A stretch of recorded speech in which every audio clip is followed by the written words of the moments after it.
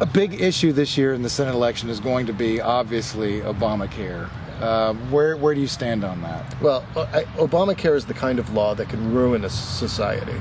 And this is a law that all three branches of the federal government twisted themselves into knots to keep or to pass.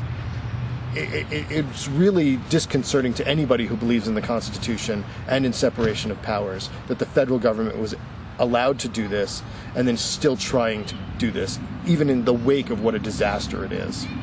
And it is. It's a complete disaster in almost every conceivable level.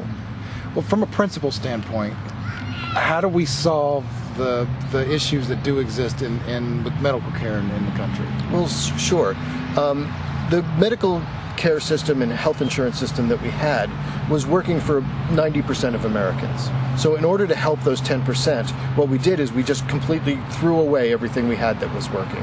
What we need to do is work around the edges and work those specific problems.